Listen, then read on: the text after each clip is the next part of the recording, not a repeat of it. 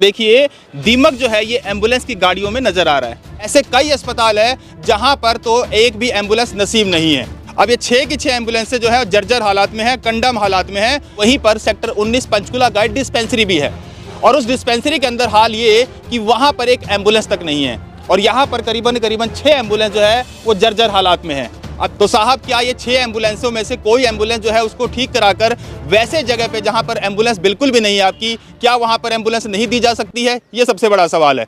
दीमक भी अपना काम दिन रात करता है, लेकिन साहब वो विकास नहीं विनाश करता है।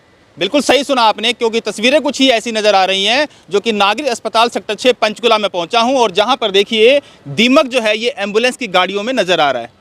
आप समझिए ये एम्बुलेंस जो है वो खस्ता हाल में एम्बुलेंस यहाँ पे खड़ी है और ये सेक्टर 6 के नागरिक अस्पताल की पेड पार्किंग के साथ खड़ी है।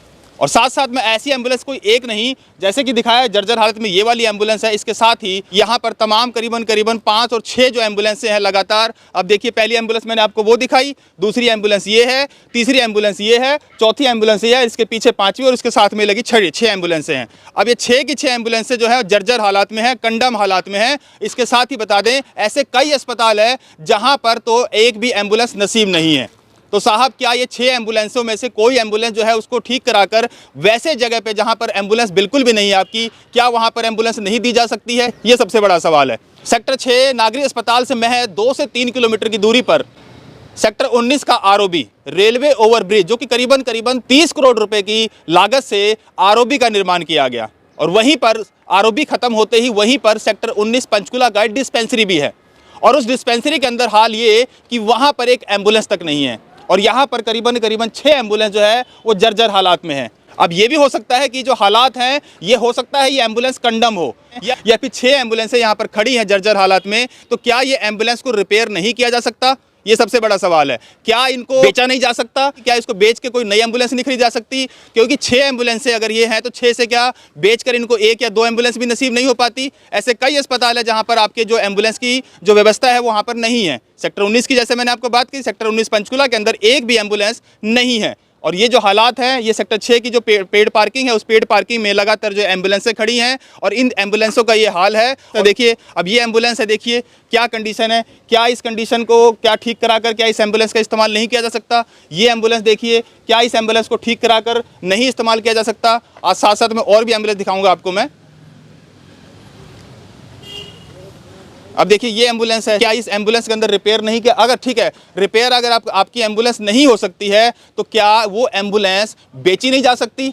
क्या वो एम्बुलेंस कंडम हालत में बेची नहीं जा सकती? कंडम हालत में बेच के कुछ पैसे रिकवर होते और उस पैसे रिकवर होने के बाद नई एम्बुलेंस नहीं खरीदी जा सकती? ये सबसे बड़ा सवाल है।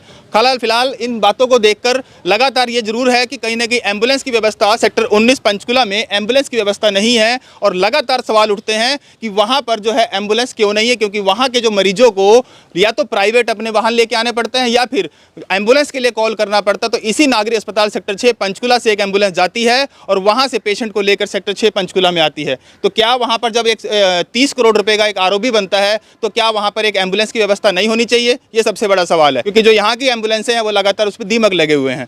पर मेरा सिर्फ यही कहना है कि क्या 6 की 6 एम्बुलेंसें बेची नहीं जा सकती? इनके टेंडर लगा के इनको बेचा नहीं जा सकता? इन सब सवालों को लेके यहाँ के जो मुख्य चिकित्सा अधिकारी सीएमओ पंचकुला है उनसे सवाल जवाब जरूर किया जाएगा कि इन व्यवस्थाओं को क्या देखती हैं। नागरिक अस्पताल सेक्टर 6 का इमरजेंसी वार्ड, आप देखिए मैं कैमरा पर्सन को थोड़ा सा आगे जाने के लिए दिखाएं कि कौन से वार्ड से मैं खबर कर रहा हूं। तो देखिए साहब ये फिलहाल इमरजेंसी वार्ड है नागरिक अस्पताल सेक्टर 6 पंचकुला का और ठीक उसके सामने ये देखिए ऑटो किसके लिए खड़ा है?